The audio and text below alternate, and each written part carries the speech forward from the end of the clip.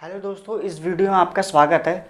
तो इसके पहले वाले वीडियो में हम कैपेसिटर एंड कैपेसिटेंस के बारे में डिस्कस किए थे। तो इस वीडियो में हम स्फेरिकल कैपेसिटर के बारे में स्टडी करेंगे, ठीक है। तो वीडियो स्टार्ट करते हैं। स्फेरिकल कैपेसिटर कैसा है।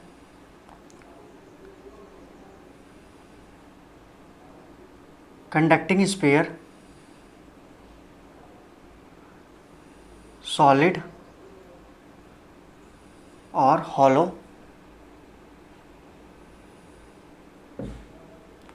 कंडक्टिंग स्फीयर सॉलिड और hollow, surrounded by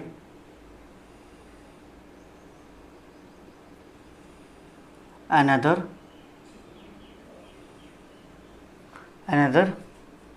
conducting shell।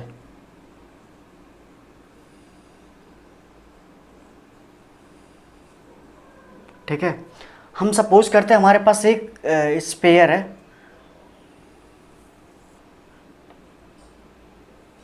जिसका रेडियस है ए, दोनों का सेंटर एक ही जगह पे है, इसका रेडियस है बी।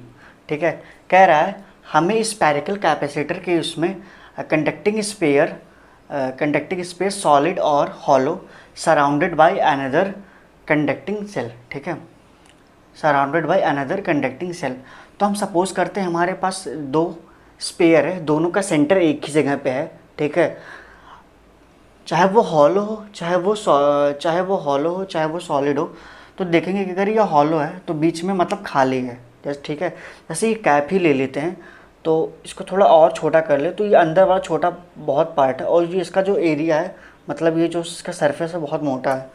तो जो अंदर वाला जो पार्ट होगा, इससे ये जो सेंटर से जो होगा वो ए होगा इसका रेडियस, और बड़े वाले का जो होगा स्पेयर का, उसका जो रेडियस होगा कितना होगा, बी होगा। ठीक है। अब यहाँ देखेंगे इलेक्ट्रिक फील्ड की वैल्यू क्या होगी। ठीक है। अब यहाँ नहीं, पहले हम क्या करेंगे क्या कि दोनों उस पर एक पॉजिटिव चार्ज देंगे, एक नेगेटिव चार्ज देंगे। पॉजिटिव नेगेटिव चार्ज की वजह से एक इलेक्ट्रिक फील्ड जनरेट होगी। इलेक्ट्रिक फील्ड की वैल्यू कैलकुलेट करेंगे। इलेक्ट्रिक फील्ड जब हमारे पास आ जाएगी तो अपना काम वही है कि इलेक्ट्रिक पोटेंशियल निकालेंगे। इलेक्ट्रिक पोटेंशियल निकालने के बाद C=Q/V वाले फार्मूले से हम फाइनली इसका आंसर निकालेंगे। ठीक। तो यहाँ पर अगर इलेक्ट्रिक फील्ड की वैल्यू कितनी आएगी, मान लेते हैं हम positive negative positive positive positive. अगर अंदर हम पॉजिटिव दे रहे हैं तो बाहर कितनी होगी, नेगेटिव। ठीक है, बाहर कितनी होगी, नेगेटिव। इलेक्ट्रिक फील्ड की डायरेक्शन इधर हो जाएगी। ठीक है। अगर हम पॉइंट P पर इलेक्ट्रिक फील्ड की डायरेक्शन निकालना चाहें, और रेडियस कितना है, r है। ठीक है। अगर हम पॉइंट P पर इलेक्ट्रिक फील्ड डायरेक्शन निकालना चाहें तो क्या आउटवर्ड होगी ना। तो E=1/4πε0 Q/r²। ठीक है। अब हमें इलेक्ट्रिक फील्ड निकल गया है, अब हमें क्या पोटेंशियल निकालेंगे। ठीक। तो dV -E/dr। ठीक। अब dV एक चीज़ देखेंगे यहाँ पर, जो इलेक्ट्रिक फील्ड और dr की जो डायरेक्शन होगी दोनों अपोजिट डायरेक्शन में होगी, जिसकी वजह से हम नेगेटिव साइन यहाँ पर कंसीडर नहीं कर रहे हैं। ठीक है। अब इसको क्या करेंगे, हम इंटीग्रेट करेंगे, अपना काम इंटीग्रेशन। ठीक है। अब यहाँ क्या कर रहे हैं, हम यहाँ पर पॉजिटिव पोटेंशियल से नेगेटिव की तरफ जा रहे हैं। तो V पॉजिटिव एंड यहाँ पर V नेगेटिव। ठीक है। V पॉजिटिव से V नेगेटिव की तरफ। यहाँ पर क्या रेडियस हम कहाँ से कहाँ जा रहे हैं, A से B की तरफ। ठीक है। तो यहाँ पर अगर कैलकुलेट करेंगे तो V negative minus V positive equals to, यहाँ पर 1/4πε0 Q कांस्टेंट है, इसको हम क्या कर रहे हैं, बाहर कर दे रहे हैं। ठीक है। 1/4πε0 Q/r। r क्या हो जाएगी, यहाँ पर इंटीग्रेशन करेंगे A से B तक, क्योंकि यहाँ जो वेरिएबल है, ठीक है, यहाँ पर जो वेरिएबल है वो r ही है। ठीक। तो r को है, r यहाँ पर है r², ये ऊपर जाएगा तो -2 कर देते हैं, तो r -2 × dr। अगर हम देखते हैं कहीं भी हमारे पास अगर x⁴n है, अगर हम इसका इंटीग्रेशन करेंगे तो क्या करते हैं, x⁴n+1, और ये पावर जो होता है इसी से डिवाइड कर देते हैं n+1।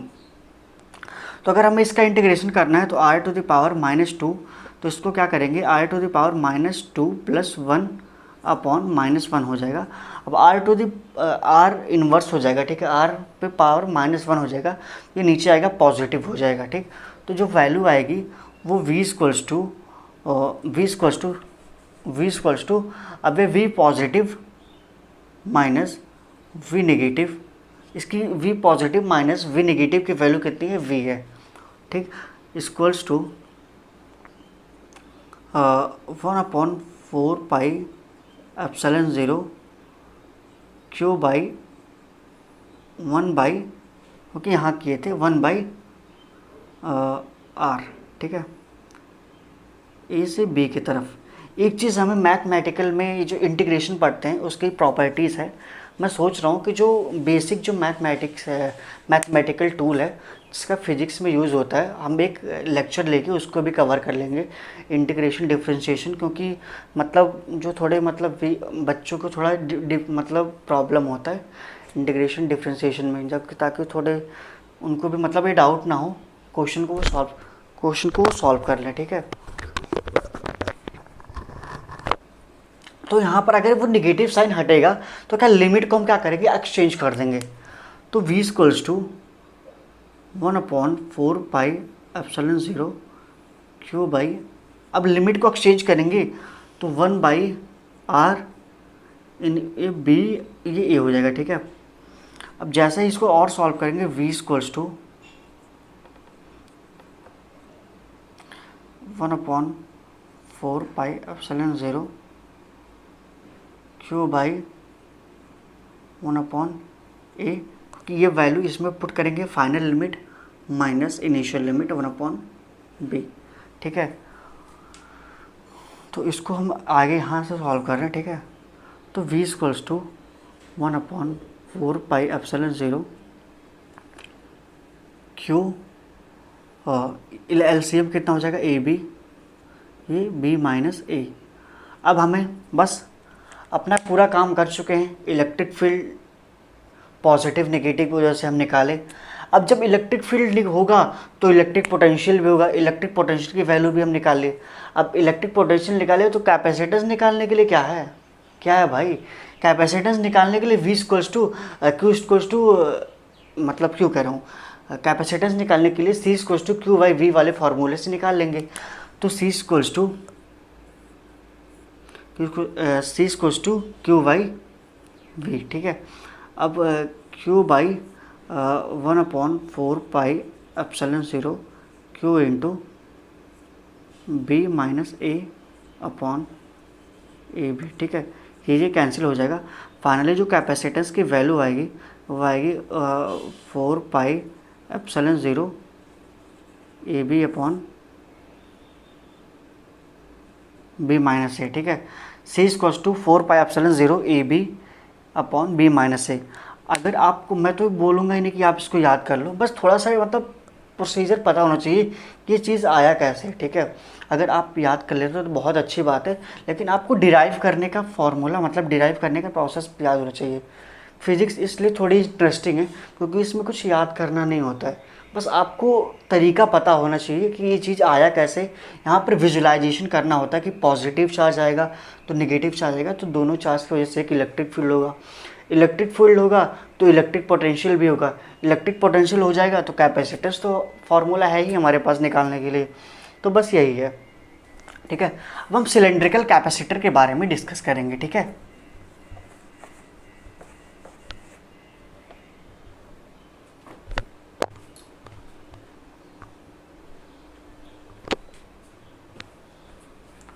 Cylindrical capacitor,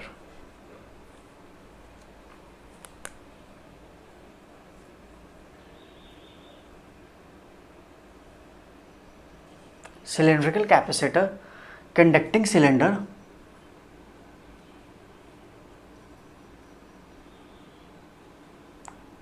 just solid or hollow surrounded by another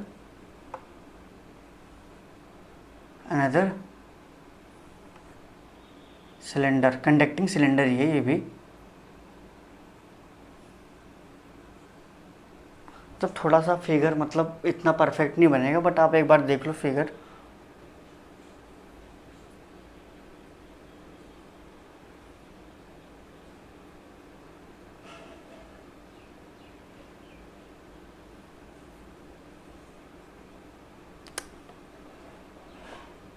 थोड़ा सा फिगर इतना परफेक्ट नहीं बनेगा।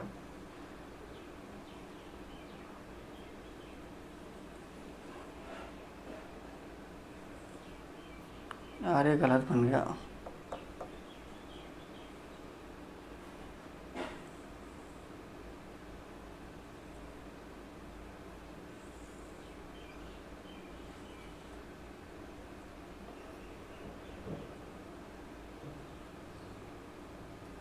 थोड़ा सा फिगर मतलब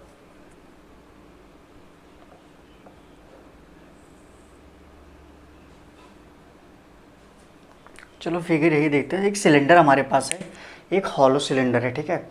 हॉलो सिलेंडर है और ये जो रेडियस है वो ए है, और ये वाला जो रेडियस है, ये वाले सर्कल का रेडियस जो है वो कितना बी है, ठीक है। अब सिलेंडर की लेंथ कितनी है, एल है। अब इसके अलावा गॉसियन सरफेस क्या होगा, ऐसे होगा, ठीक है। इसके अलावा जो गॉसियन सरफेस होगा ऐसे होगा, ठीक है। हमें पता है सिलेंडर के अपर एंड लोअर सरफेस पे मतलब जो इलेक्ट्रिक फील्ड की जो वैल्यू होती है वो ज़ीरो होती है, क्योंकि इलेक्ट्रिक फील्ड डायरेक्शन मान लेते हैं यहाँ पर पॉजिटिव चार्ज है, पॉजिटिव चार्ज है, और इस सरफेस पे क्या नेगेटिव चार्ज है, और यहाँ भी मतलब यहाँ पॉजिटिव चार्ज है और यहाँ नेगेटिव चार्ज है, ठीक है। अब हमें इस पॉइंट P पर क्या निकालना है, इलेक्ट्रिक फील्ड की डायरेक्शन निकालनी है। और हमें एक चीज़ पता है कि यहाँ और यहाँ इस दोनों सरफेस पे इलेक्ट्रिक फील्ड की डायरेक्शन होती है ज़ीरो, क्योंकि इलेक्ट्रिक फील्ड की डायरेक्शन इधर है और एरिया इनका नॉर्मल वेक्टर किधर है, इधर है, परपेंडिकुलर। तो cos 90 की वैल्यू कितनी होती है, ज़ीरो। जो भी होगी इसके मतलब जो कर्व सरफेस होता है सिलेंडर का, जैसे ये सिलेंडर है, ठीक है, जो भी इलेक्ट्रिक फील्ड होगा इसके इस कर्व सरफेस पे होगा, इस सरफेस पे, और इधर अगर इक्वल हो तो इस पे हो जाएगा ज़ीरो इलेक्ट्रिक फील्ड की डायरेक्शन। तो हम थोड़ा सा मतलब फार्मूला मुझे भी याद नहीं है, किसी मतलब इलेक्ट्रिक फील्ड के लॉन्ग अगर निकालते थे कोई भी सिलेंडर है, सिलेंड्रिकल के लॉन्ग हम इलेक्ट्रिक फील्ड, तो एक बार गॉस थ्योरम अप्लाई करते हैं, ठीक है। आपको बस तरीका पता होना चाहिए। मेरे कहने का मतलब ये है आप कोई भी फार्मूला डिराइव कर सकते हैं, बट ज़्यादा टाइम नहीं लगेगा। अब डिस्टेंस आर है, ठीक है। अब इस चीज़ मानते हैं कि जो इलेक्ट्रिक फ्लक्स होगा वो बहुत छोटा होगा, तो D phi E equals to E into D R, ठीक है। अब जैसे इसको क्लोज इंटीग्रेट करेंगे, ठीक है, तो यहाँ पर क्या होगा कि phi E equals to E into D R, close integration of D R, ठीक है। तो डी आर क्या, उसका सरफेस एरिया कितना होता है, 2 पाई आर एल, 2 पाई आर एल। तो जैसे इसको गॉस थ्योरम से हम जैसे हम इसको कंपेयर करेंगे तो क्या हो जाएगा, electric field is equals to 1/2 pi epsilon 0 Q by R L. अब क्यू बाई एल क्या होता है, सिग्मा, ठीक है, is equals to 1/2 pi epsilon 0 lambda equals to sigma कह रहा हूँ, delta is equals to 1/2 pi epsilon 0 delta by R हो जाएगा। तो फाइनली जो इसका इलेक्ट्रिक फील्ड की जो वैल्यू आएगी वो आएगी इतनी, ठीक। अब ये देख लेते हैं, यानी इलेक्ट्रिक फील्ड की जो वैल्यू आएगी वो आएगी 1/2 पाई एप्सिलॉन 0, 2 पाई एप्सिलॉन 0, ठीक है, ये आएगा। अब इलेक्ट्रिक फील्ड आ गई है हमारे पास। अब क्या करेंगे, हम इलेक्ट्रिक पोटेंशियल निकालेंगे। इलेक्ट्रिक पोटेंशियल निकालने के लिए D V equals to minus E time of D R, ठीक है, D V equals to minus E time of D R. अब यहाँ पर क्या करेंगे, जैसे इसको इंटीग्रेट करेंगे तो क्या डी वी कहाँ से कहाँ तक लिमिट लेंगे, डी वी की जो लिमिट होगी वो होगी वी नेगेटिव वी पॉजिटिव से वी नेगेटिव तक, ठीक है, और इसकी जो लिमिट ए से बी तक होगी, ठीक। अब यहाँ से अगर कैलकुलेट करें तो v इक्वल्स टू ई की वैल्यू कितनी है, मतलब जो कांस्टेंट है उसको बाहर निकाल देते हैं, 2 pi epsilon 0 lambda upon delta है, और ए से बी तक 1/r इंटू डी आर। कहीं भी किसी भी इंटीग्रेशन 1/r का इंटीग्रेशन क्या होता है, लॉग, ठीक है। तो v equals to 1/2 pi epsilon 0 delta equals to जैसे करेंगे लॉग ए से बी तक, ठीक। अब फाइनल माइनस इनिशियल करेंगे तो v equals to 1/2 pi epsilon 0 lambda equals to, जैसे ये वैल्यू पुट करेंगे तो log B minus log A, ठीक है। अब एक प्रॉपर्टीज़ होती है लॉग एम माइनस एन, ठीक है, ये प्रॉपर्टीज़ होती है लॉग की, log M minus log N की वैल्यू कितनी होती है, लॉग एम बाई एन। ये क्लास 9th में है, लॉग वाली क्लास 9th में है, लॉग एम बाई एन, ठीक है। तो हम इसको लिख सकते हैं v equals to 1/2 pi epsilon 0 delta equals to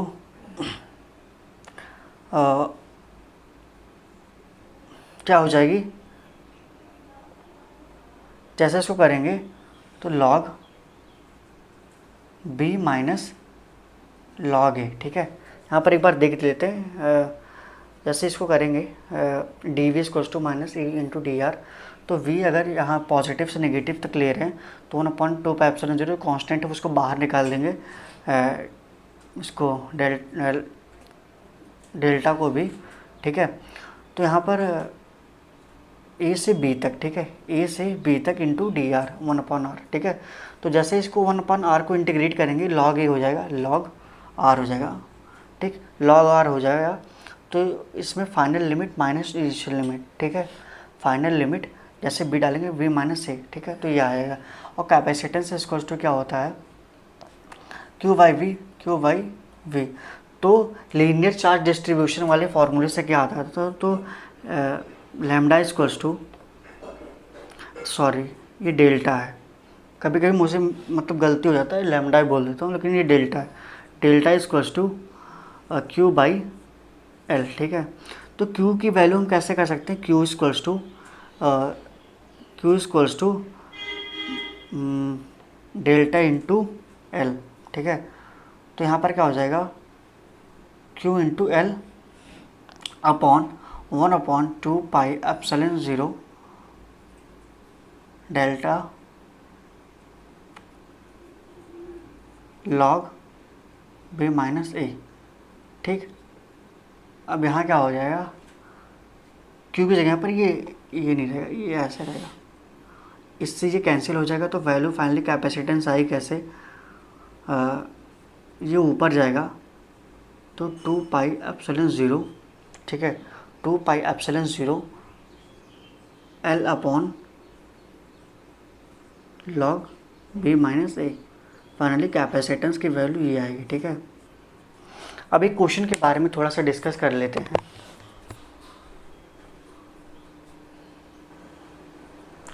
तो क्वेश्चन हमारे पास ये है, the capacitor of unknown capacitance is connected across A battery of volt V, a charge Q is stored in it 360 microcoulomb. When the potential across the capacitor is reduced by 120 volt, then the charge stored in it become 120 microcoulomb.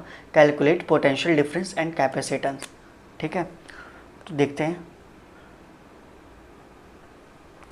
Capacitance of unknown capacitance, charge इतना है, मान लेते हैं हम, charge store जो हो रहा है वो क्यों हो रहा है, ठीक है। और अननोन कैपेसिटेंस क्या है, सी वी, ठीक है। क्या कह रहा है, the capacitance of unknown, the capacitor of unknown capacitance is connected across A battery of volt V, ठीक है। ए चार्ज स्टोर इन इट, कितना हो रहा है 360 microcoulomb, when the potential across the capacitor reduce by 120, ठीक है। अगर जो मतलब कैपेसिटर का जो पोटेंशियल है, ठीक है, पोटेंशियल है या वोल्टेज है वो 120 रिड्यूस हो जाए तो चार्ज कितना स्टोर होता है 1, इसको इक्वेशन फर्स्ट मान लेते हैं। अगर अगर क्या कह रहा है, potential across the capacitor is reduced इतना, ठीक है। अगर कहीं पोटेंशियल जो है यानी सी और पोटेंशियल कितना रिड्यूस हो रहा है, इस पोटेंशियल में से ही तो इतना रिड्यूस हो जाएगा, तो V माइनस 120, ठीक है। तो चार्ज स्टोर कितना हो रहा है 120 माइक्रोकूलम। तो यहाँ पर एक चीज़ देख लेते हैं, दोनों इक्वेशन को आपस में डिवाइड कर दें तो C V equals to C V upon C into V minus 120 equals to 360 micron into 120 micron, ठीक है। अब इससे ये कैंसिल आउट हो जाएगा, 0 0 12 1 जाओ 12 12 3 जा 36, ठीक है। अब C से C कैंसिल आउट हो जाएगा, तो यहाँ पर फाइनली जो वैल्यू आएगी ये आएगी V equals to 3V minus, जब 3 इंटू 120 क्या हो जाएगा 360। अब इसको इधर लाएंगे, इसको इधर लाएंगे तो 2V इक्वल्स टू 360, ठीक है। इधर लाएंगे तो ये पॉजिटिव हो जाएगा, तो V इक्वल्स टू क्या हो जाएगा 180 वोल्ट, ठीक है। 180 वोल्ट आ जाएगा V इक्वल्स टू। अब V की वैल्यू इसमें पुट करेंगे तो C इंटू 180 इक्वल्स टू कितना 360 microcoulomb, 360 into 10 to the power minus 6, तो C इक्वल्स टू कितना हो जाएगा 36 into 10 to the power minus 5 कर सकते हैं इसको, अपॉन इसको ऐसे ही रहने दें, माइक्रोन में ही रहने दें, थोड़ा कैलकुलेशन में थोड़ा इजी होगा, ठीक है।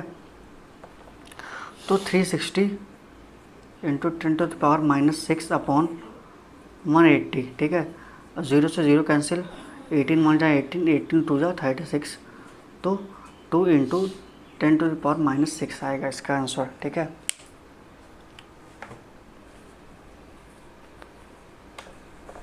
अब हम बात करेंगे कॉम्बिनेशन ऑफ ए कैपेसिटर के बारे में, ठीक है। Combination of a capacitor,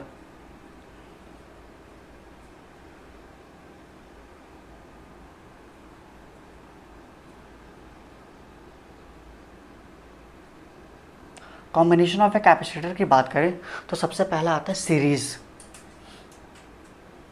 in series.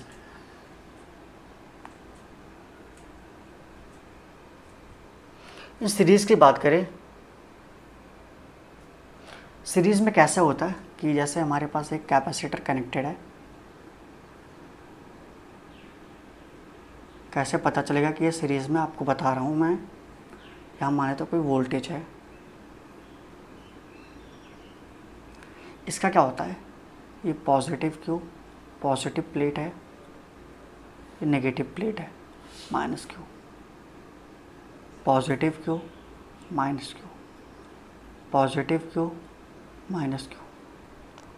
इसका कैपेसिटेंस है C1 मान लेते हैं, इसका C2, इसका C3। तो कैसे हमें पता चलेगा कि इनका जो मतलब कॉम्बिनेशन है वो सीरीज़ में है या पैरेलल में है। तो जो सीरीज़ में कॉम्बिनेशन होता है, ये पॉजिटिव प्लेट, एक पॉजिटिव प्लेट दूसरे की नेगेटिव प्लेट से जुड़ा होता है, दूसरे का पॉजिटिव प्लेट तीसरे की नेगेटिव प्लेट से जुड़ा होता है। तो देखेंगे कि इसका अगर नेगेटिव प्लेट दूसरे वाले के पॉजिटिव प्लेट से जुड़ा है और इसका नेगेटिव प्लेट दूसरे वाले के पॉजिटिव प्लेट से जुड़ा है, तो ऐसे कॉम्बिनेशन को हम बोलेंगे ये सीरीज़ में कॉम्बिनेशन इसकी, ठीक है। तो इसमें क्या होगा, इसमें अगर कोई भी चार्ज आएगा तो वो तीनों में ही जाएगा, ठीक है। मीन्स इसमें जो चार्ज की वैल्यू होती है वो सेम होती है, तो डिफरेंट क्या होता है तीनों में, तीनों का पोटेंशियल डिफरेंस, ठीक है, तीनों को जो पोटेंशियल डिफरेंस है वो अलग होता है। मान लेते हैं इसके अलावा जो पोटेंशियल डिफरेंस है वो V1 है, अब इसके अलावा जो पोटेंशियल डिफरेंस है वो V2 है, अब इसके अलावा जो पोटेंशियल डिफरेंस है क्या है वो V3 है, ठीक है। तो अगर हमें एग्जैक्ट V फाइंड आउट करना है, एग्जैक्ट हमें पोटेंशियल डिफरेंस चाहिए, तो V equals to V1 plus V2 plus V3 करेंगे। अब V एक बार पहले देख लें, V1 V2 V3 कैलकुलेट करें तो Q इक्वल्स टू CV होगा। अगर हम यहाँ से V से कैलकुलेट करना चाहें, ठीक है, तो V1 इक्वल्स टू चार्ज तो सब में सेम रहेगा Q by C1 and V2 equals to charge same है Q by C2 and V3 equals to Q by C3, ठीक है। तो V equals to V1 plus V2 plus V3, V equals to क्या हो जाएगा, अगर equivalent निकालें V equals to Q by C, तो Q by C equals to Q by C1 plus Q by C2 plus Q by C3। तो पूरे में अगर तीनों में क्या करेंगे, हम Q से डिवाइड कर देंगे, तो 1/C equals to 1/C1 plus 1/C2 plus 1/C3 ये हो जाएगा। अगर हमारा अगर कैपेसिटर इन सीरीज़ के फॉर्म सीरीज़ में जुड़ा हुआ है तो उसका इक्विवेलेंट कैपेसिटेंस क्या हो जाएगा, 1/C equals to 1/C1 plus 1/C2 plus 1/C3। अब पैरेलल कॉम्बिनेशन की बात कर लें।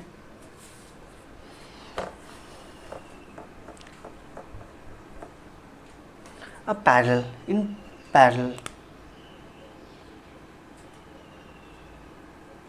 पैरेलल में क्या होता है, एक बार बना लेते हैं फिर।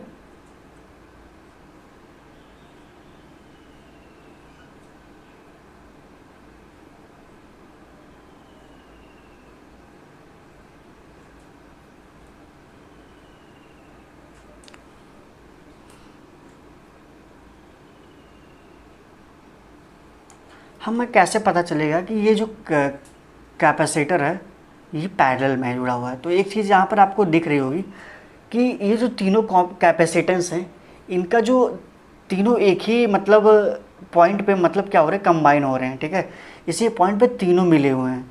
अब देखिए कैपेसिटेंस इधर जाएगा, इधर भी जाएगा, मतलब इधर भी वायर गया, इधर भी गया तो इधर, तो मतलब ये जो पॉइंट है पैरेलल में ऐसे पता चलेगा कि जो तीनों का जो ये पॉइंट है, ठीक है, वो एक ही पॉइंट पे कंबाइन होंगे। तीनों जो कैपेसिटेंस होंगे, कैपेसिटर के जो वायर होंगे वो एक ही पॉइंट पे क्या होंगे, जुड़े होंगे, ठीक।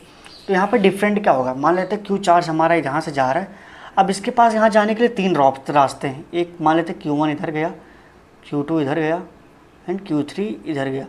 इन तीनों के बीच में क्या कॉमन होगी, पोटेंशियल इनकी कॉमन होगी, ठीक।